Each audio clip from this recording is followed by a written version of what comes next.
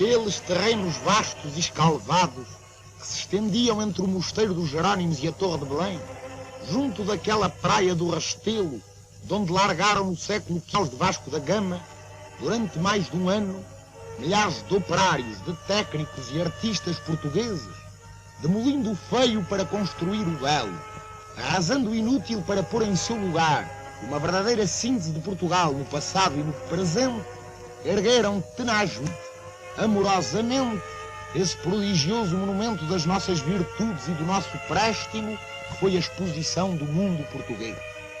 A maravilhosa exposição foi inaugurada a 23 de junho de 1940 pelo português mais digno de tal ato, o Sr. General Carmona, Presidente da República Portuguesa.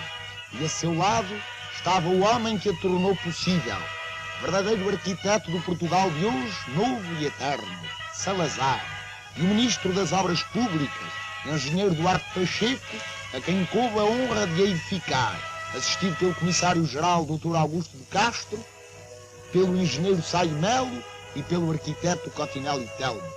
Os antigos terrenos transformaram-se na soberba Praça do Império, com a sua fonte luminosa e os seus jardins. De todos os lados se erguiam pavilhões de risco sóbrio e digno, de uma originalidade e de um gosto incontestável. Os olhos deslumbravam-se com as perspectivas imprevistas, com a pureza das linhas, com o equilíbrio dos volumes. Ao cinema português, cumpria prolongar no tempo e no espaço essa magnífica, fixando-a num filme que servisse para matar as saudades dos que a viram e para a mostrar aos que não puderam vê-la. Foi o que o cinema procurou fazer, lamentando não dispor de mais amplos recursos que lhe permitissem traduzir fielmente a par das formas, a cor, a alegria e a imponência da exposição de Belém. Todas as inúmeras obras de arte que a compunham não eram unicamente feitas de matéria, também eram feitas de espírito e tinham uma alma, a própria história de Portugal. E essa história, a mais bela de todas, foi novamente contada ao povo por meio de alegorias e de símbolos. Um dos mais grandiosos era sem dúvida o monumento ao infante Dom Henrique, autêntico padrão erguido ao gênio da raça. Nós demos ao mundo novos mundos, lembrava aos visitantes uma das legendas do pavilhão de honra. E o interior do pavilhão, em redor de um átrio decorado com as bandeiras de todos os municípios portugueses, continha uma sala de recepção ornada de tapeçarias de alto preço, uma sala de honra onde se evocavam as mulheres célebres da tradição portuguesa, desde a padeira de Aljubarrota à Soror Mariana, e um teatro de concepção moderníssima.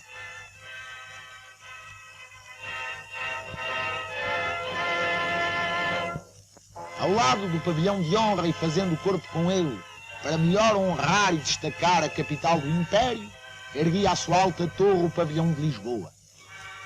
Um dos seus mais belos aspectos exteriores é o pátio, em que um baixo relevo estilizava a arquitetura em presépio da cidade rainha do Ocidente. O átrio do pavilhão de Lisboa foi consagrado a São Vicente, patrono da capital, em cujas armas figuram os dois corvos heráldicos do santo.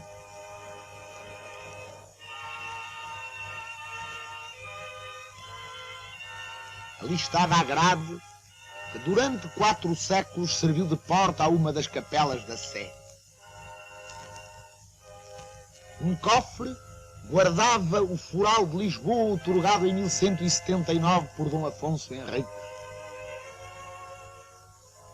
2 trípticos evocavam o cerco e a tomada de Lisboa aos moiros, e o pintor, a exemplo dos antigos, emprestou às figuras as feições de alguns distintos uliciponenses. A evolução do aspecto da cidade podia seguir-se através de gravuras, painéis de azulejo e de modelos reduzidos cheios de verdade.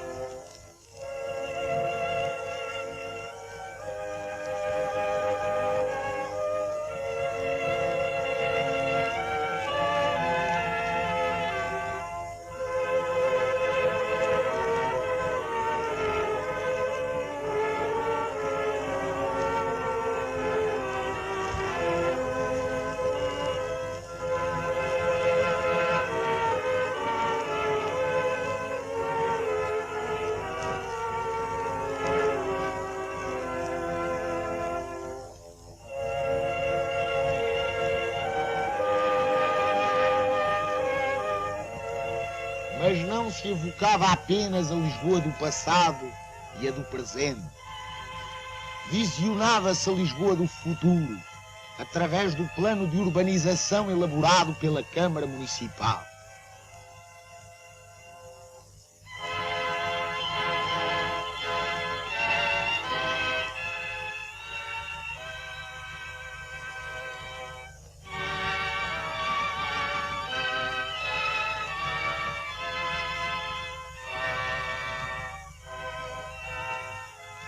E as obras já feitas, que ali se documentavam, garantiam que tal plano não ficará apenas em projetos vagos.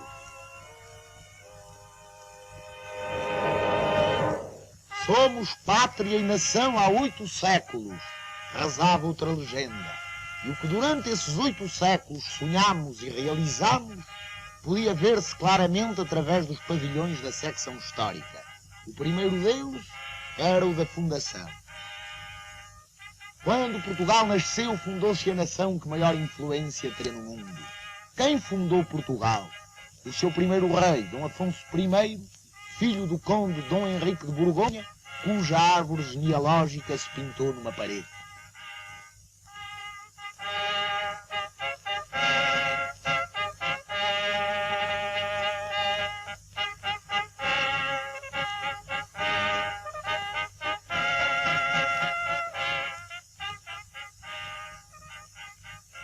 Um busto que se supõe do século XII. A lâmina da espada que se encontrou no túmulo de Coimbra e uma estátua de enormes proporções, a cujos pés ardia a chama da memória, homenageavam o fundador.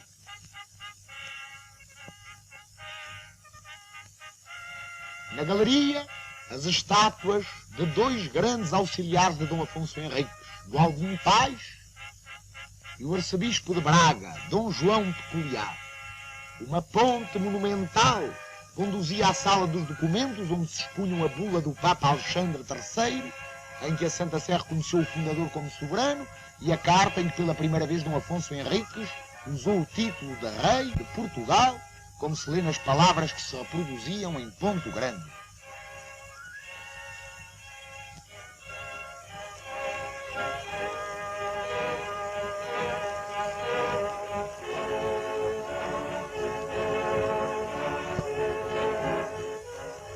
Ao centro da sala dos castelos estava o modelo do Castelo de Guimarães. Na sala das batalhas oferecia-se a visão de Lisboa Moira, com os seus minaretes e azoteias.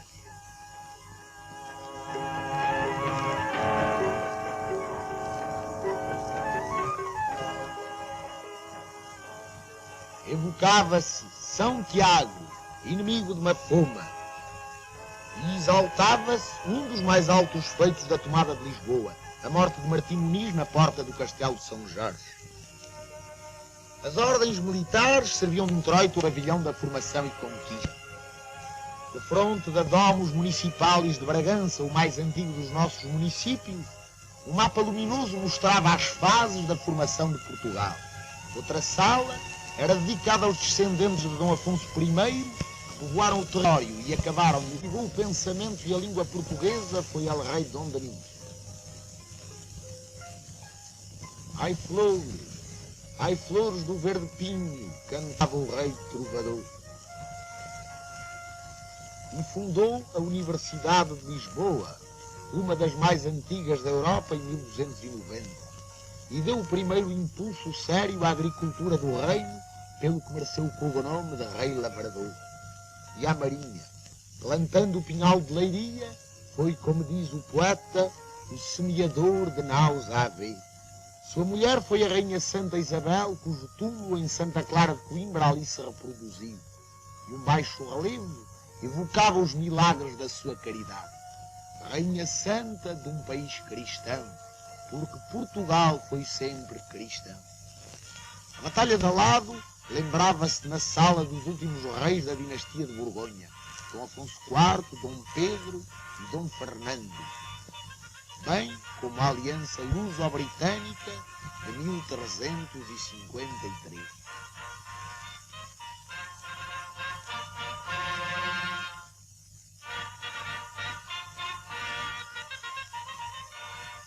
figura do condestável Dom Nuno Álvares Pereira erguia-se no limiar do pavilhão da Independência. As pinturas murais da sala de Dom João I reproduziam o seu casamento com Dona Filipa de Lencastre. O grande legislador João das Regras e São Jorge, patrono do reino. Uma estátua do rei de boa memória tinha aos pés o seu elmo de combate.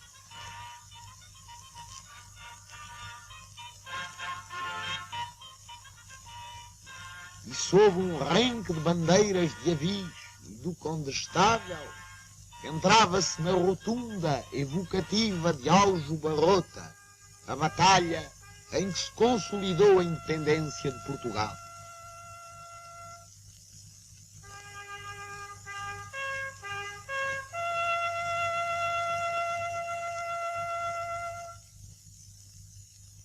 Uma cripta imponente abrigava as cópias dos túmulos do mestre Davis e de Dona Filipa de Lencastre, cujas estátuas jacentes mantêm através dos séculos a mesma atitude que tiveram na vida, de mãos dadas.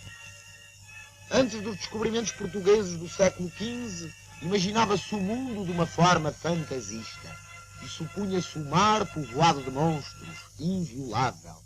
Quem passar o cabo não, ou voltará ou não, dizia o povo. Mas os marinheiros portugueses, afrontando todos os perigos e sem temer nenhum mistério que não fosse divino, passaram além do mar nas suas frágeis naus e caravelas. À ínclita geração de altos infantes, filhos de Dom João I, coube o descobrimento das terras ignoradas. E foram desvendando novas ilhas e novos continentes, guiados pelos astros e com o favor dos astros. Evocava-se no pavilhão dos descobrimentos a escola de Sagres, os diversos tipos de navios usados naquelas antigas e aventurosas viagens, os nomes e os retratos dos descobridores.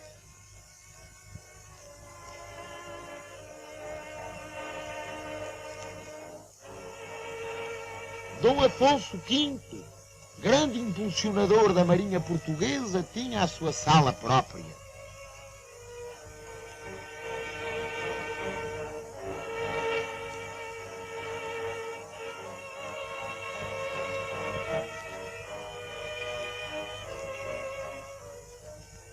E havia a sala de Dom João II, o príncipe prefeito, em cujo reinado se celebrou o Tratado de Tordesilhas. E evocavam-se a viagem de Diogo Cão na costa e no interior da África e as de Bartolomeu Dias, o primeiro que dobrou o Cabo das Tormentas, e Pedro da Covilhã.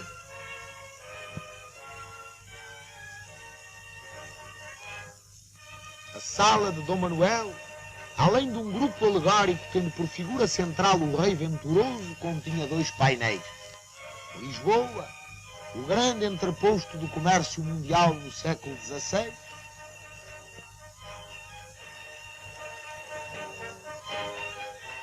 e a embaixada enviada ao Papa Júlio II.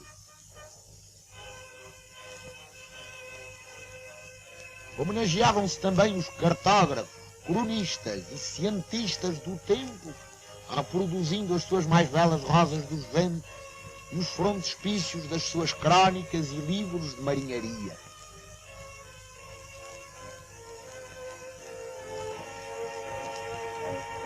Os portugueses haviam atingido pelo seu esforço heroico apogeu, senhores das terras sim, senhores dos oceanos, e depois de evocar Fernão de Magalhães, primeiro navegador que deu a volta ao mundo, glorificava-se Camões e a sua epopeia eterna, os Lusíadas.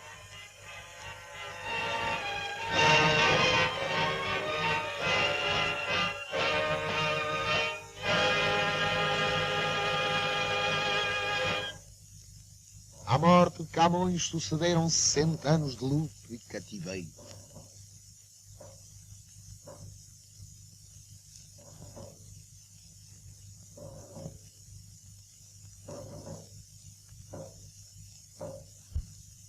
Mas em 1640, a independência que o prior do Crato procurara em vão defender na Batalha de Alcântara, recuperou-se graças ao esforço de portugueses de lei, de que Dona Filipa de Vilhena é o exemplo magnífico. Os conjurados de 1640 triunfaram em toda a linha, do norte ao sul de Portugal, e proclamaram rei o Duque de Bragança.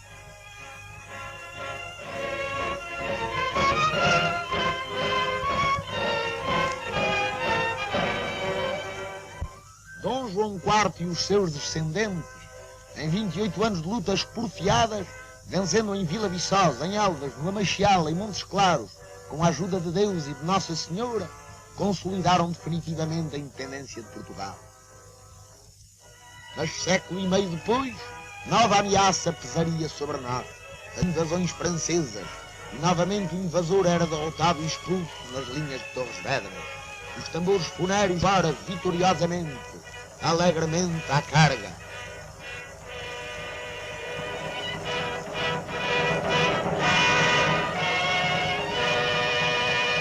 Mais uma vez, portugueses sabiam salvar a sua pátria, essa ditosa pátria, nossa amada, que esta magnífica estátua simbolizava na Praça do Império. Erguia-se ela diante do pavilhão dos portugueses no mundo, onde se condensou numa síntese perfeita toda a nossa ação exterior no tempo e no espaço. Na sala da Europa política mostrava-se a árvore genealógica dos chefes das nações católicas europeias descendentes de Dom Afonso Henrique.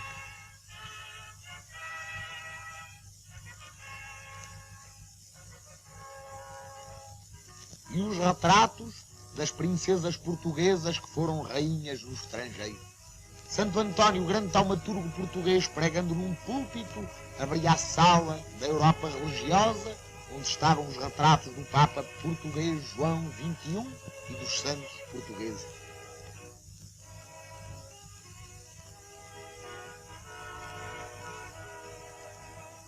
Na sala da Europa militar, recordavam-se as intervenções dos soldados portugueses nas guerras e pelejas estrangeiras, desde o século XII ao século XX, sem esquecer o famoso torneio dos 12 de Inglaterra.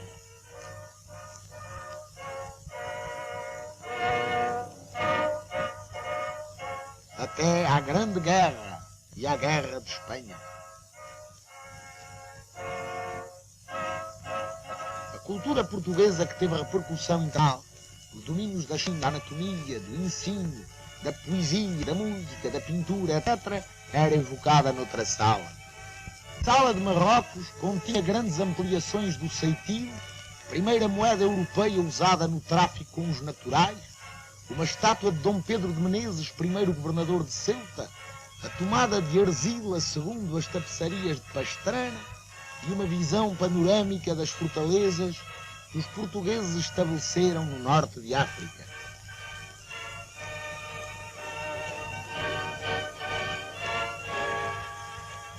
Confinava com ela a sala da fé e dos sacrifícios feitos em Marrocos, com a figura de Dom Sebastião cavalgando na sua louca, mas maravilhosa aventura de Alcácer Quibir, a imagem de Santa Maria da África, que o infante Dom Henrique mandou para Ceuta, e a estátua de Dom Fernando, o infante santo, que morreu prisioneiro em Fez, para que Ceuta se não perdesse. A sala da costa mediterrânica lembrava o auxílio dos portugueses em Urã, os grãos-mestres da Ordem de Malta. Vinha andar em busca do reino do Prestes, dedicou-se uma sala. À Índia houve uma das mais imponentes. Uma cruz cristã sobrepunha-se a um enorme baixo relevo da Trimurti do Templo do Elefante. E nas paredes alinhavam-se as figuras de todos os grandes da Índia. Os Cotinhos, os Ataídes, os Noronhas, os Mascarenhas, os Menezes. Ao centro, os vice-reis encimados pelos quatro maiores: Dom Francisco de Almeida, Dom Vasco da Gama, Dom Afonso de Albuquerque e Dom João de Castro. Em torno do dragão simbólico do Celeste Império, na sala da China, viam-se pinturas à maneira das que ornam a porcelana, tendo por motivos principais a deusa chinesa da misericórdia inspirada em Nossa Senhora, e o evangelizador São Francisco Xavier. Na sala do Japão, as paredes tinham a forma de um biombo, onde as figuras descreviam a influência cultural e religiosa dos portugueses no Império do Sol Nascente. E nela avultava uma imagem japonesa da Virgem Santa Maria.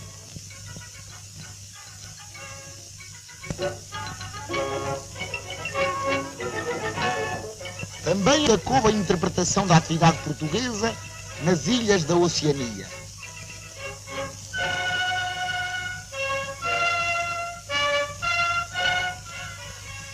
Na Sala das Américas, a ação dos portugueses no novo continente era dada por pitorescos tótems, por um grande livro com os nomes dos nossos exploradores, por uma síntese da história do Brasil colonial até Dom João VI.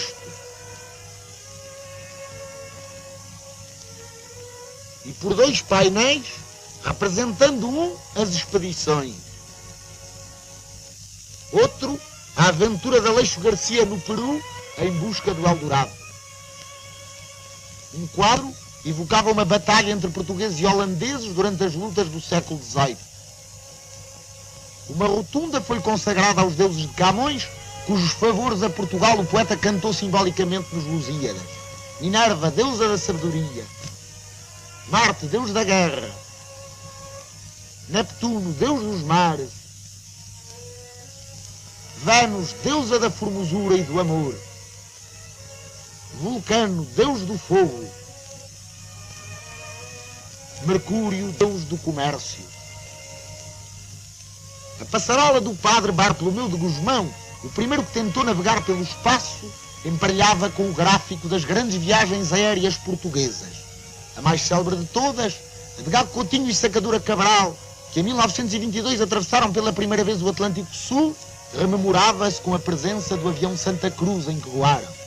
Nas salas do Brasil colonial, resumia-se graficamente a origem e formação portuguesa dos Estados Unidos do Brasil, o único Estado estrangeiro convidado a participar na exposição do mundo português. O seu pavilhão, muito bem concebido e executado, abria com os bustos dos chefes, o Dr. Getúlio Vargas, Presidente da República Brasileira, e o General Carmona, Presidente da República Portuguesa. Evocavam-se os três grandes precursores brasileiros da aviação, Bartolomeu de Gusmão, Santos Dumont, Augusto Severo. Documentavam-se as instituições nacionais da saúde pública e da assistência, o Instituto de Medicina Experimental e o Departamento Nacional da Criança.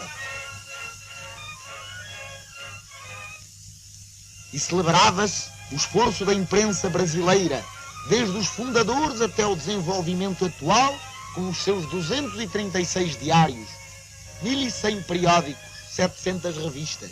A secção do Departamento Nacional do Café distinguia-se pela maneira impecável como era distribuído e servido o seu saborosíssimo produto. E organizou-se uma bela exposição de arte brasileira contemporânea.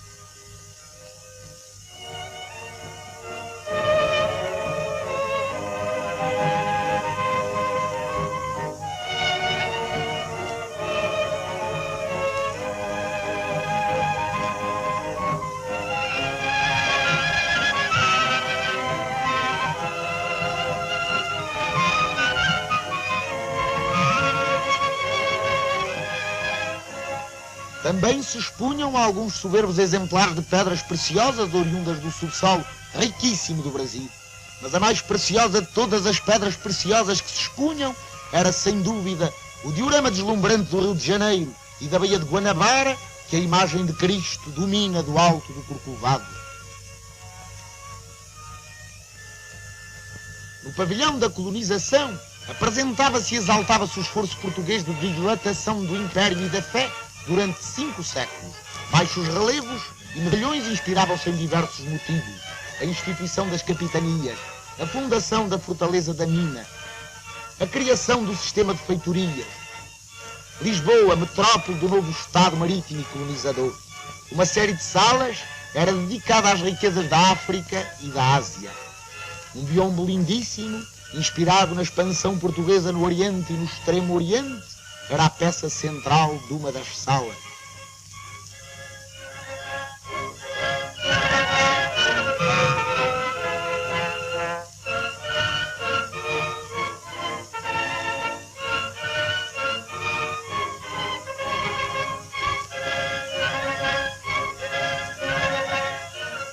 reproduzia a tapeçaria de Viena da Áustria com a entrada de pau de Dom João de Castro em Goa em 1547. Outras salas eram dedicadas à política indígena e à política administrativa dos portugueses no ultramar. Duas árvores alegóricas lembravam os grandes administradores do Império Colonial Português, uma até o século XVII, outra do século XVII até os nossos dias. Um gráfico construído ilustrava a recepção dos portugueses na corte do rei do Congo.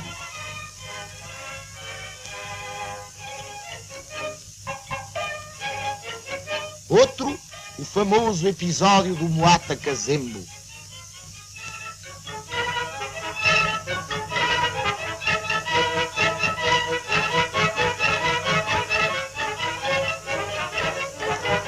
Ao fundo da sala da política dos limites, via-se o mundo dividido pelo meridiano de Tordesilhas e as entidades que participaram no tratado. O Papa Alexandre VI, os reis católicos, Dom João II e Duarte Pacheco Pereira. Evocavam-se as lutas militares, as guerras angolanas do século XVII, o combate de Chaimite e os demais combates da ocupação no século XIX. O panorama atual da ação colonial portuguesa era dado por gráficos mostrando a construção de estradas e feitorias, o ensino, as missões, os serviços sanitários, os transportes terrestres, marítimos e aéreos, as vias de comunicação e transmissão, tudo o que tem alcançado o prodigioso incremento depois do Estado Novo.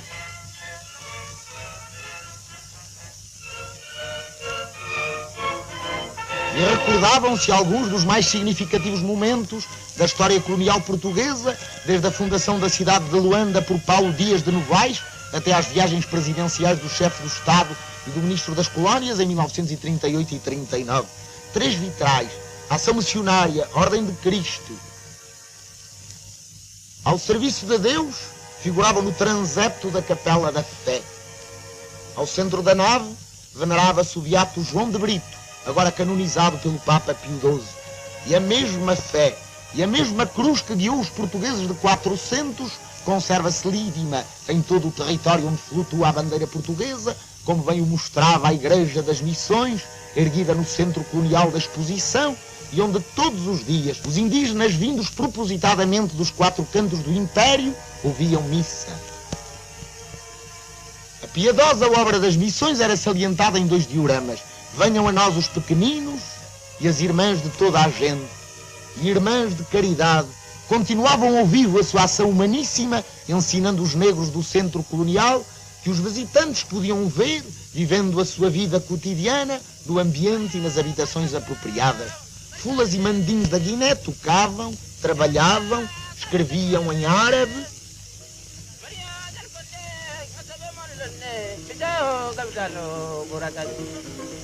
e dançavam os seus animados batuques.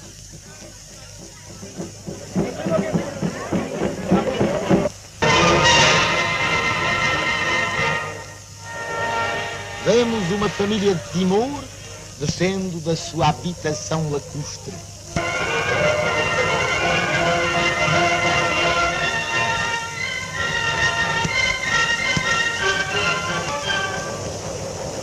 Uma rua típica de Macau, com as suas lojas e o seu pitoresco.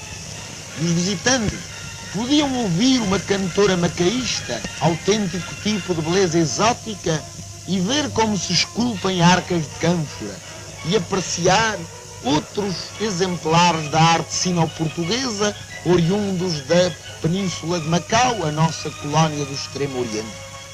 Diversos pavilhões se consagraram a cada uma das nossas províncias da África, à arte indígena, à caça, etc.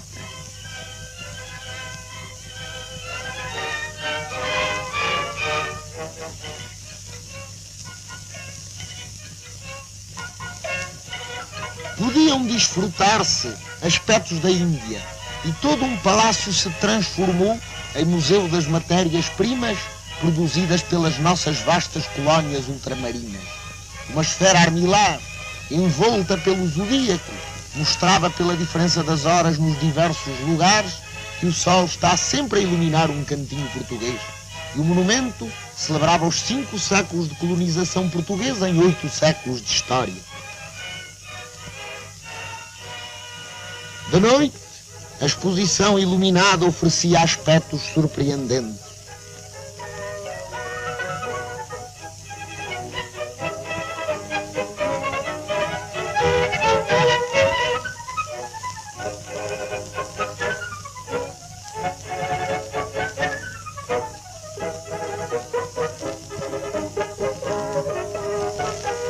E o comissariado da exposição organizou uma série de serviços ativos, impecáveis e de distrações que atraíram o público de Lisboa, de todo o país e mesmo do estrangeiro.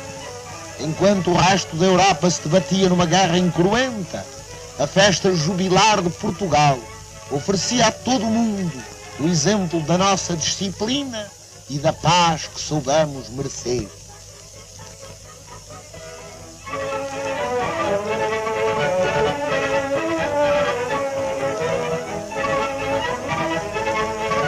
O bairro comercial, construído ao estilo do século XVI pela Associação Comercial de Lisboa, era um dos recantos mais agradáveis do enorme recinto. O ambiente quinhentista parecia evocar as melodias de Damião de Góis.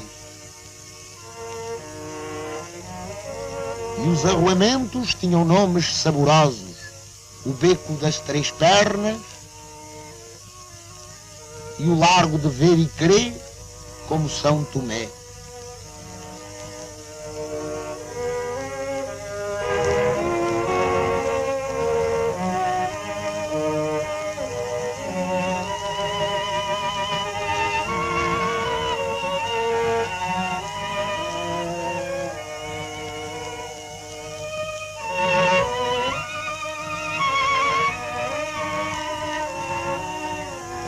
A Santo António, tão venerado pelos lisboetas, se consagrou uma casa com seu nome.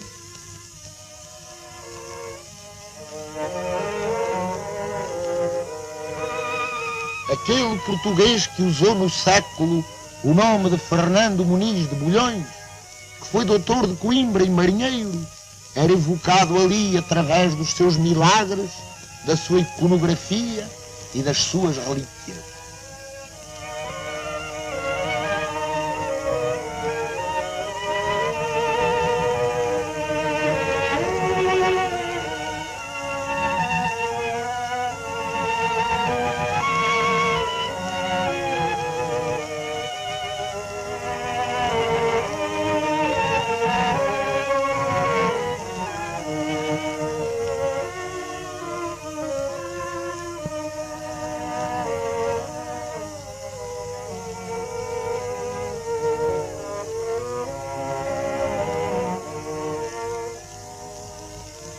A Espanha enviou expressamente à exposição as relíquias do nosso passado que guarda em seu poder e que se expuseram nos Jerónimos.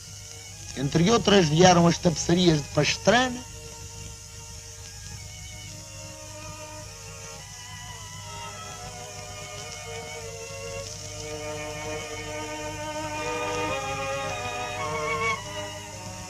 a estátua de bronze da Imperatriz Isabel de Portugal, mulher de Carlos V,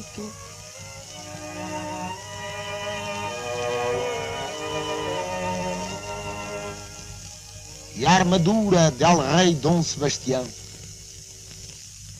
Pavilhões especiais se dedicaram aos correios e telégrafos, aos portos, aos caminhos de ferro.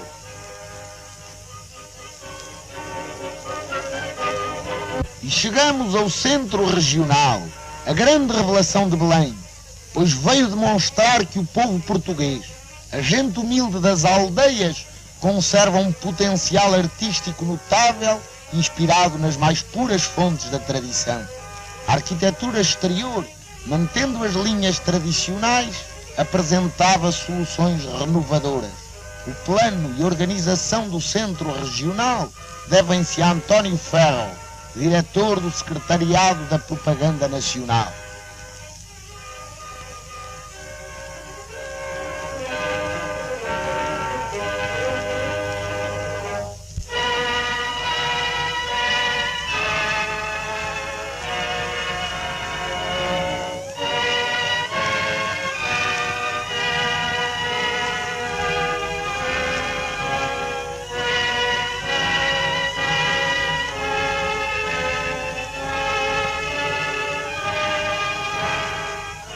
pavilhão da vida popular abria-se sob a égide dos três santinhos do povo: Santo António, São João, São Pedro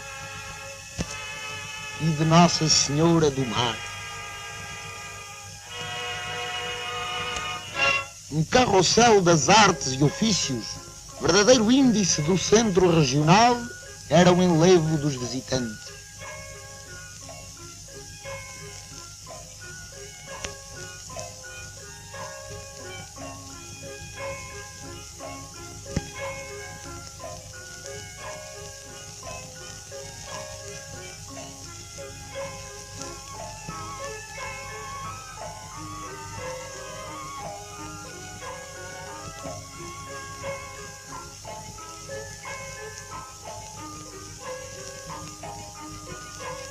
E nas paredes da sala do prólogo inscreveram-se as mais delicadas quadras populares interpretadas pelo desenho.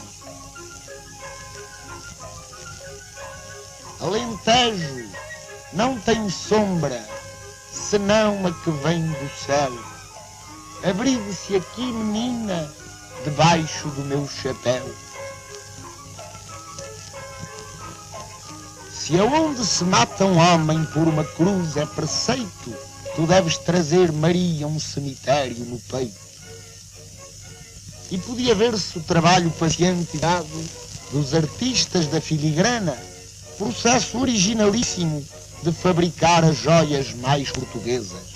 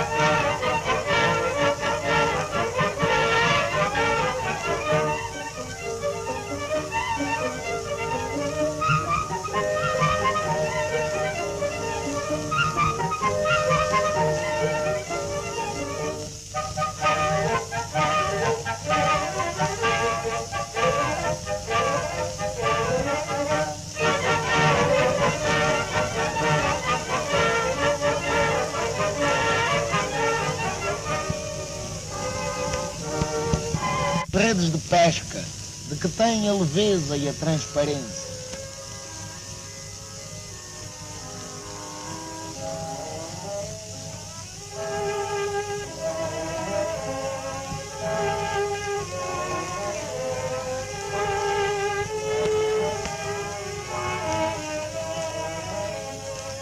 No pavilhão da terra e do mar, mostravam-se os modelos dos barcos que se utilizam na nossa costa, desde o Minho ao Algarve, embarcações à vela de linhas graciosíssimas.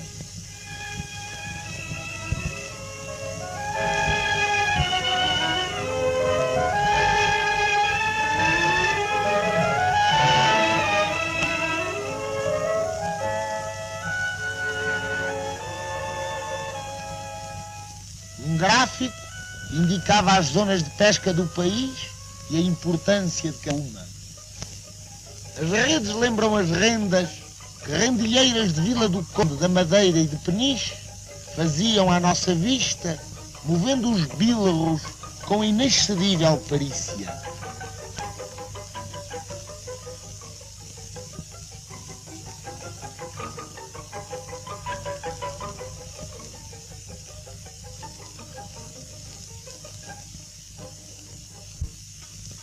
Quem não tem que fazer, faz colheres.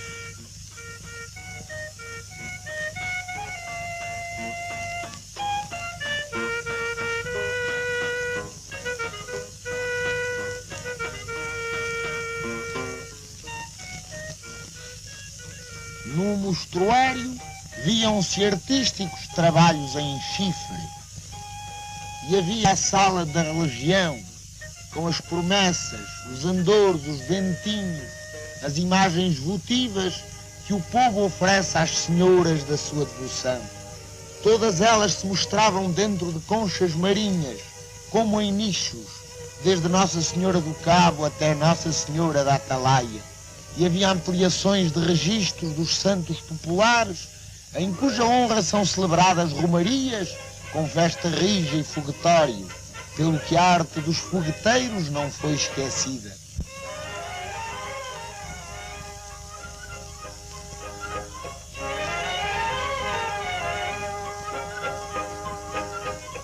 O pavilhão das artes e indústrias abria com um friso de candeias, lanternas, círios e outros objetos de iluminar para uso profano e religioso.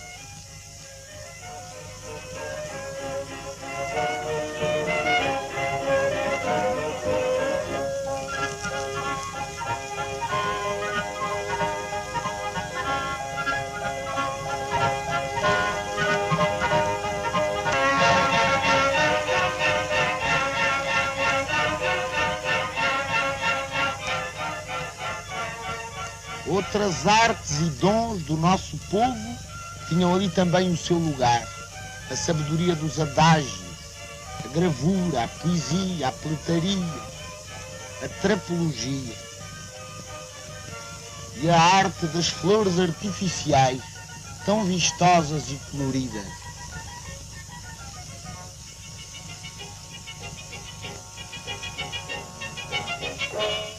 E a arte das cereeiras, fazem velas com ornatos em relevo e as pintam por suas mãos.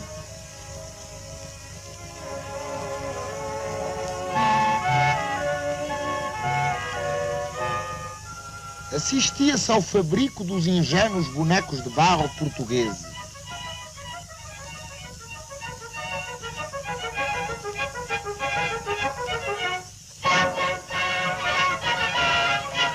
Deles se expunha uma coleção muito completa, em que figuravam espécimes de Mafra, de Vila Viçosa, de Palma, dos Açores,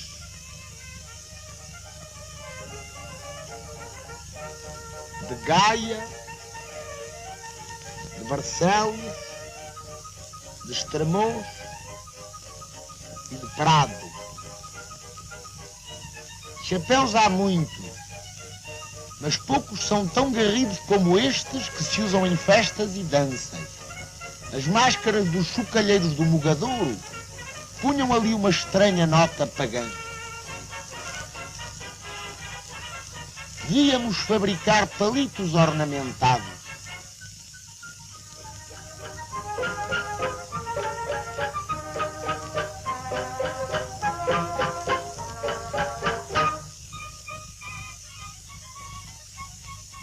Apreciávamos curiosos objetos de cortiça trabalhada.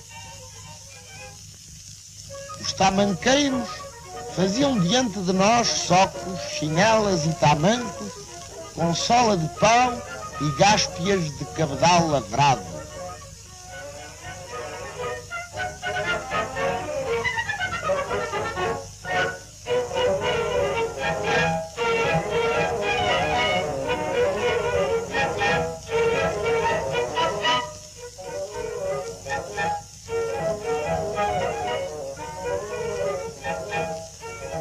Cesteiro que faz um cesto, faz um cento.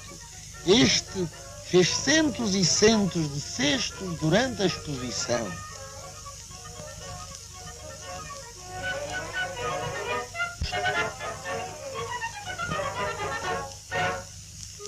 Mostrava-se a alfaia doméstica. Expunham-se artísticos utensílios de ferro forjado e de cobre.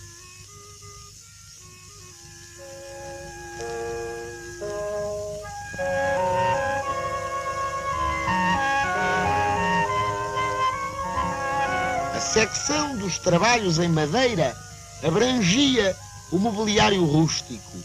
Viam-se carpinteirar, empalhar e pintar cadeiras alentejanas. Entalhavam-se e coloriam-se cangas como as usadas no Minho.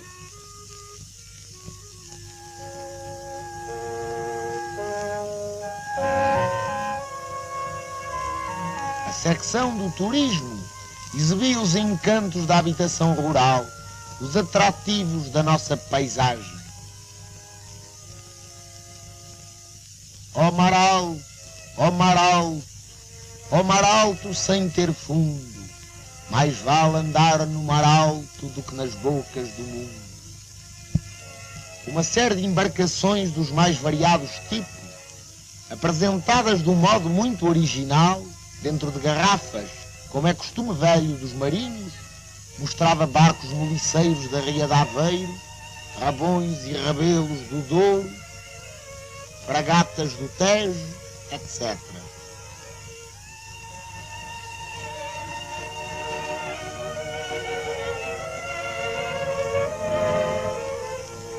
As camisolas dos pescadores vestiam-se em âncoras que sugerem a silhueta humana. E aqueles mesmos bonecos que tanto se distinguiram nas quinzenas portuguesas de Genebra e de Londres, nas exposições internacionais de Paris e de Nova Iorque, apresentavam os trajos da gente do mar e da praia.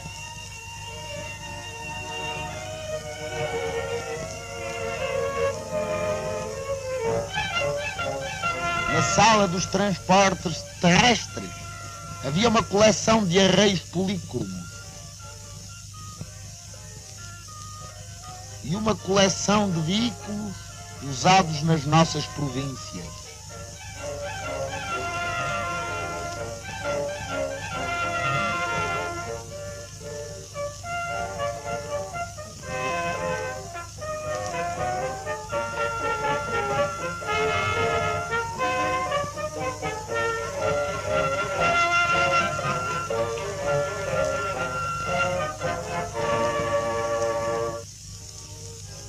Também se mostravam os lindos trajos regionais da serra e da planície.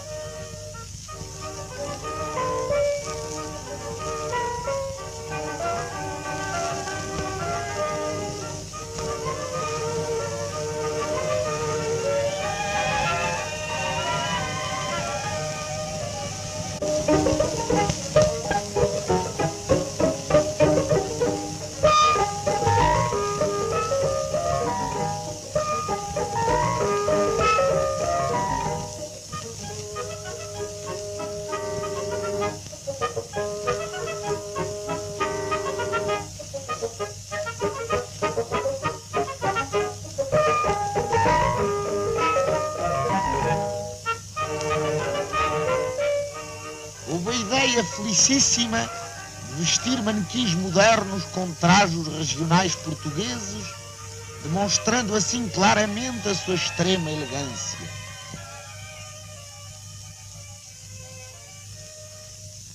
Nas salas dedicadas à tecelagem havia teares tecendo o linho, a lã e o algodão.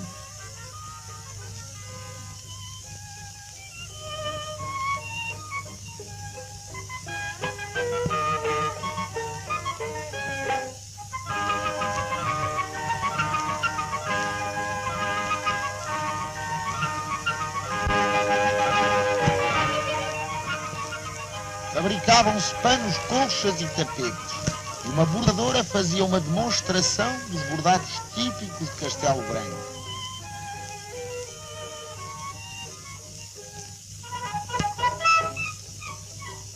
As mãos dos oleiros moldavam o barro em formas caprichosas que o forno transformava depois em graciosas bilhas, em jeitosos alguidares, em vistosos pratos.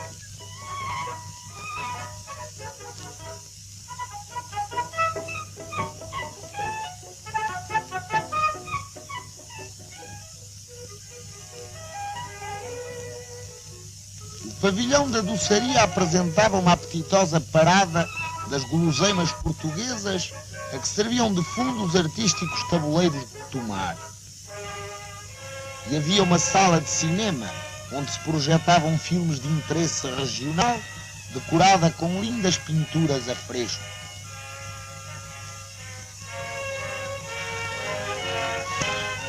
Num corredor, alinhava-se uma teoria de instrumentos usados pelo povo para acompanhamento dos seus bailaricos e cantares.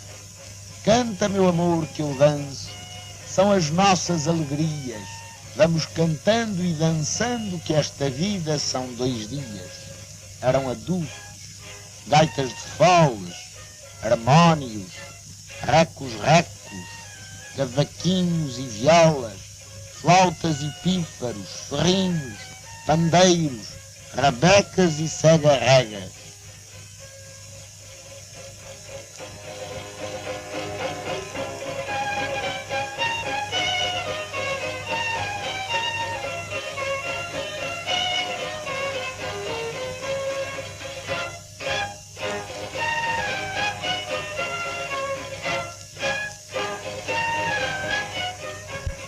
Dançava-se e cantava-se a valer ali mesmo ao pé, nas aldeias do centro regional, verdadeiro brinquedo da exposição, resumo de tudo o que há de mais bonito e alegre e pitoresco por esse Portugal além. Gentes vindas do Minho, do Algarve, do Alentejo, de Trás-os-Montes e das Beiras, enchiam de vida aquelas graciosas ruas e casas tiradas pelo natural, réplica fiel das autênticas ruas e casas portuguesas. O pastor de Monsanto tocava a sua flauta pastoril ao pé de um espantalho espanta-pardais. Faziam-se gamelas de pinho.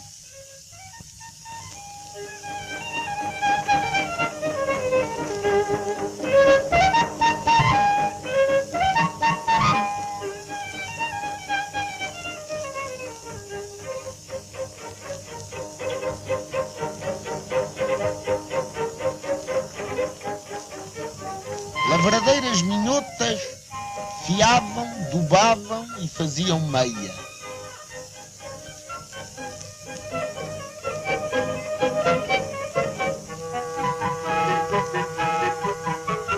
Tecedeiras teciam.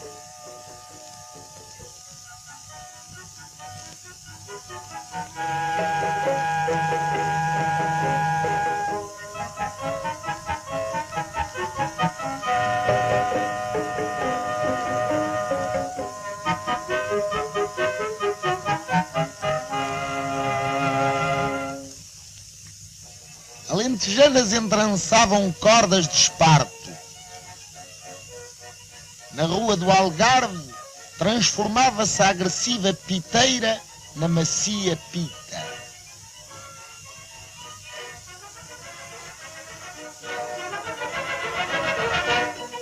Um oleiro de Nisa preparava potes e bilhas para empedrar.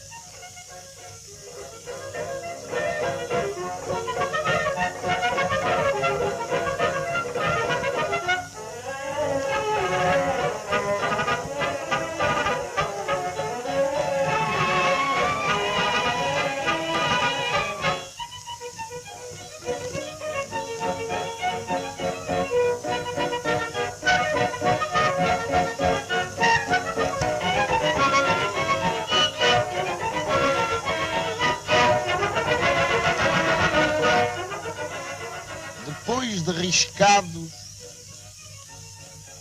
e marchetados com pedrinhas brancas, os lindos empedrados faziam um vistão no campo da feira, onde todos os disputavam. Mas a louça preta de Estremoz e os barros brancos e polícromos faziam-lhes séria concorrência, e os fregueses miúdos preferiam uma cabrinha com api. Cada largo, cada rua tinha o nome de uma província, e havia estalagens, vendas, tendinhas e adegas de nomes musicais.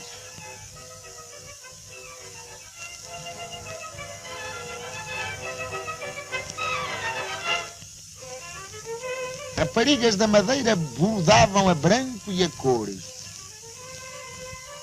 Toda a gente das aldeias vivia na exposição de Belém a sua vida habitual, e à igreja rezar ave-marias e à fonte encher a cantarinha.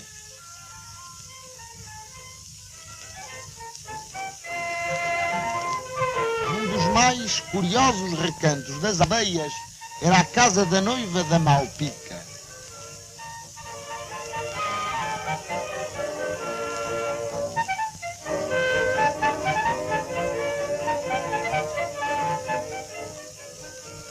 Com noivos e tudo.